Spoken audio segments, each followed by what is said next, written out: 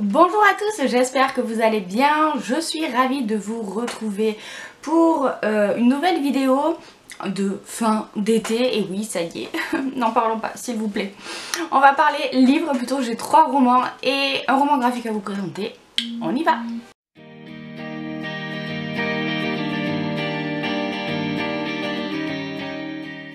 Le premier que je vous présente, c'est un Stephen King, puisque dans le cadre du Hello Summer Challenge de cette année, il fallait lire un livre qui fait peur et j'ai décidé de lire un Stephen King, n'est-ce pas? J'ai lu Running Man, qui est un livre pas épouvante, plutôt on va dire science-fiction post-apocalypse, puisque le principe c'est qu'il y a une émission de télé-réalité dans le futur, hein, ça se passe je sais plus quel première quart du 21e siècle, donc au final pour nous c'est pas si loin, mais à l'époque où ça a été écrit en 1980 bah, c'était loin. Bref, et donc il y a une télé-réalité où on va suivre une chasse à l'homme en temps réel sur tout le pays et on va suivre le héros qui participe à cette chasse à l'homme, qui est la proie on va dire, et qui doit essayer de survivre le plus longtemps possible pour avoir le plus d'argent possible à envoyer à sa famille. Voilà, donc vous imaginez bien. Le pitch pas très joyeux, n'est-ce pas? C'est un livre très court qui fait à peine 300 pages. Et on rentre tout de suite dans le vif du sujet. C'est vraiment pas un livre qui va s'apesantir sur des descriptions ou une ambiance. C'est pas du tout ça. C'est vraiment beaucoup d'action. Ce qui change quand même de Shining, le seul autre livre de Stephen King que j'ai lu, puisque là on est complètement dans l'inverse. Ici on est vraiment dans le côté, on va suivre le personnage de A à Z, on ne le quitte pas. On ne nous le présente pas plus que ça en fait. Il n'est pas tellement développé. Il y a rien qui est vraiment développé en profondeur. C'est vraiment... Il va postuler pour cette émission, il passe différents tests, après l'émission elle commence et il lui arrive plein de misère. Voilà, je vais bien résumer je pense. Mais c'est hyper accrocheur du coup parce que tout va très vite et on n'a quand même pas cet aspect « Oh j'aurais bien aimé en savoir plus ». Ça va, j'ai trouvé que même si c'était pas hyper approfondi comme univers, au final on s'y retrouve très bien, on a compris où l'auteur voulait en venir et du coup j'ai très vite lu ce livre là. Parce que bah, c'était hyper haletant. Voilà, il se passe plein de trucs et il y a un final qui est quand même un petit peu à couper le souffle. On est là en mode mais c'est pas possible là, mais jusqu'où ça va aller et ça va loin. Donc voilà, si vous avez envie de lire autre chose de Stephen King, parce que je sais que c'est pas un de ses titres les plus connus, bah, je vous le recommande. Il y a un film d'ailleurs qui avait été fait sur ce livre là, mais à mon avis il doit dater avec Schwarzy à l'époque, donc à voir. Ensuite, un autre genre, parce que là on passe au Young Adult Fantasy, j'ai lu For Dead Queen de Astrid Scholt. Celui-ci j'ai mis un sacré moment à lire, ce qui explique aussi pourquoi j'ai pas beaucoup lu pendant l'été. C'est parce que je l'ai traîné pendant bien 2-3 semaines, parce que c'était pas mauvais, mais c'était pas excellent non plus. J'étais quand même assez déçue de ce titre de manière globale, parce que j'ai trouvé que tout était trop superficiel, mais là pour le coup ça m'a dérangé parce que le livre fait quand même plus de 500 pages, presque 600 pages, donc on pourrait en raconter là-dedans. Et au final je trouve que l'histoire n'avance pas tant que ça. Il y avait beaucoup de moments qui traînaient en longueur ou de dialogues qui je trouve ne servaient à rien. Ce qui est très dommage parce que l'univers est très intéressant. Donc ça se passe dans un monde où il y a 4 royaumes qui sont unis, on va dire, pour n'en former qu'un. Attendez, je vais vous montrer la carte, ça sera beaucoup plus simple. Voilà, si vous arrivez à voir, il y a 4 domaines avec chacun des particularités. Ces habitants aussi ont des particularités et ils sont gérés par 4 reines. Et le principe c'est qu'il y a une voleuse qui va s'emparer d'un document, en quelque sorte officiel, enfin pas officiel justement, qui va découvrir que les 4 reines ont été assassinées. Personne ne le sait et elle va essayer comme ça d'en savoir un peu plus. Je vous en dis pas plus non plus pour pas vous gâcher la surprise.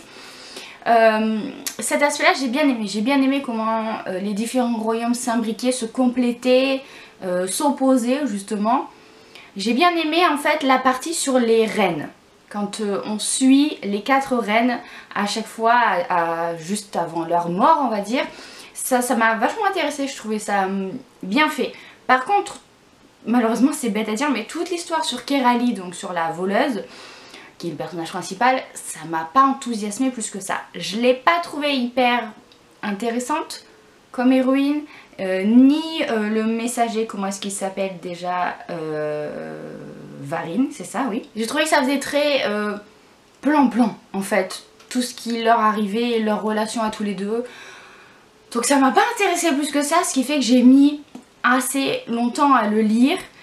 Il y a des moments dans l'intrigue qui font que le récit s'accélère un petit peu, on a des révélations qui font que wow, on a envie d'en savoir un petit peu plus, mais n'empêche que ça n'a pas surpassé ce sentiment de déception globale parce que ouais, je m'attendais à autre chose. Je me suis dit, pour une fois, une série fantasy en un seul tome, ben, ça va tabasser quoi, on va avoir vraiment un concentré d'histoire dans un seul tome, et non en fait, c'est juste qu'il n'y avait pas de quoi en faire plusieurs je pense, et voilà.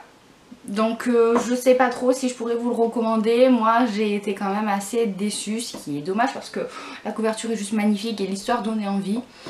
Mais ça m'a pas enthousiasmé plus que ça. À la suite de ça, j'avais envie d'une lecture plus légère, plus rapide. Oui, c'est bête de dire ça, mais vous voyez le genre de livre page turner que vous allez dévorer sans vous en rendre compte quoi, avec des trucs légers et mignons.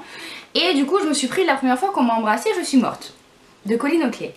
Et en fait c'était pas trop ça. C'était mignon, c'était très touchant, mais c'était beaucoup plus sérieux que ce que je ne pensais. Et du coup bah j'ai bien aimé, attention, j'ai passé un moment de lecture, mais c'était pas la lecture que je recherchais à ce moment là. Donc j'étais un peu entre deux eaux. On va suivre Jubilée, qui est une jeune femme qui a une allergie au contact humain. Ce que j'ai trouvé très intéressant d'ailleurs, c'est que c'est expliqué scientifiquement dans le livre. C'est pas juste on vous balance que bam, la fille elle peut toucher personne sinon elle crève et il n'y a pas d'explication. Pas du tout. Il y a une explication scientifique derrière ça et ça j'ai bien aimé. Je trouvais que c'était sympa et intéressant de la part de l'auteur d'être allé jusque là pour nous expliquer ça. Bref, donc Jubilée elle est jamais sortie de chez elle en 9 ans d'existence, sauf que sa mère va décéder. Donc elle va plus avoir de rentrée d'argent et donc du coup bah, il va bien falloir qu'elle se trouve un travail et donc qu'elle sorte enfin de chez elle. À côté de ça on suit Eric qui est un homme qui est divorcé, dont la fille ne lui parle plus et qui a adopté un jeune garçon, Aya ou Ava, je sais plus, je crois Aya, qui était l'enfant de son meilleur ami. Et qu'il y a quand même pas mal de difficultés à gérer tout ça. Donc ces personnages-là vont se rencontrer et ça va donner quelque chose d'assez touchant. C'est un petit peu mélancolique je dirais comme livre, du coup le côté rigolo que j'espérais n'y était pas tant que ça, même si on a quand même des dialogues assez sympas avec des réparties assez rigolotes, mais on n'est pas là pour se poiler quoi, sincèrement. C'est tout dans l'émotion, voilà. Après c'est vraiment un récit de vie, une tranche de vie. Donc pas de révélation, pas d'action, pas de suspense quoi, mais ça reste très sympathique à lire. J'ai bien aimé ce côté allergie au contact humain qui fait que bah, c'est assez original quoi comme histoire. Après j'ai été un petit peu frustrée de la fin que j'ai trouvé trop rapide.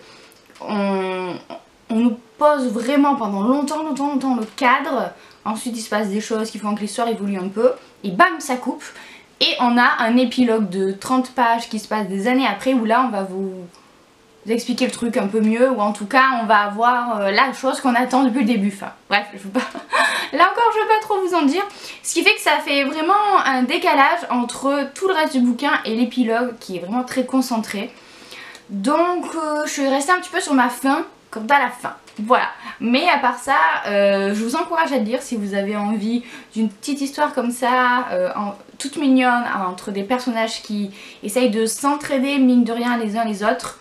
Je vous le recommande parce que c'était sympa. Et enfin, le dernier livre qui lui aussi rentre dans le Hello Summer Challenge, comme tous les autres, hein, enfin sauf le For Dead Queen peut-être, mais les deux autres que je vous ai présentés, ils rentraient aussi dans le challenge de l'été. Et là, c'est La Maison de la Plage de Séverine Vidal et Victor L. Pinel. J'aime beaucoup Séverine Vidal, j'avais adoré le road trip qu'elle avait écrit là. Quelqu'un qu'on aime, que j'avais vraiment beaucoup aimé.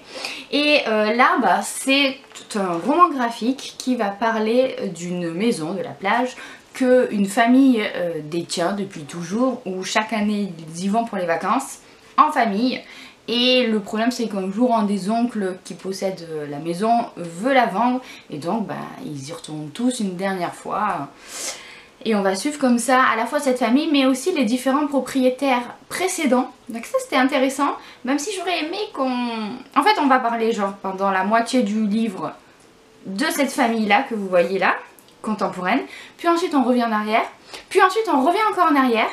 Et enfin on a un tout petit épilogue à la fin de la famille qu'on suivait au début. J'aurais aimé juste que cet épilogue soit plus grand parce qu'au final je me suis un peu attachée aux personnages qu'il y avait au début et on les revoit quasiment plus à la fin.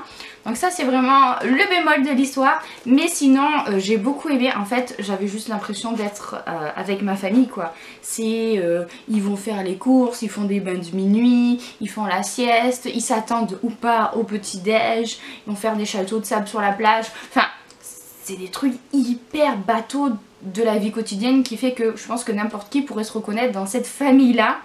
Et c'était vraiment sympa, ça a été très touchant. J'ai beaucoup aimé. Moi j'ai pas mal de mal à comment dire, sympathiser avec les personnages, m'attacher à eux dans des romans graphiques parce que je trouve que ça va toujours très vite puisque le temps de lecture est beaucoup moindre que dans un roman quoi. Mais là c'était juste ce qu'il fallait. À part je vous dis juste l'épilogue là qui était trop court, j'aurais aimé en savoir un peu plus. Mais sinon c'était vraiment mignon et pour le coup c'était complètement dans le thème de l'été. Donc ça m'a... C'est renvoyé en fait à des souvenirs personnels qui font que ça m'a touchée en plein cœur. Voilà donc pour cette vidéo, j'espère qu'elle vous a plu. Si c'est le cas, n'hésitez pas à me le dire. N'hésitez pas aussi à me suivre sur Instagram, j'y vais quasi quotidiennement pour vous parler de lecture mais aussi plein d'autres choses. Je vous souhaite à tous et à toutes une très bonne rentrée, une très bonne reprise. Bon courage pour ce mois de septembre qu'on est beaucoup à ne pas aimer, n'est-ce pas? Enfin je crois. Et sur ce, je vais vous laisser, je vous fais plein de bisous, je vous souhaite de très bonnes lectures à venir et à bientôt dans une prochaine vidéo.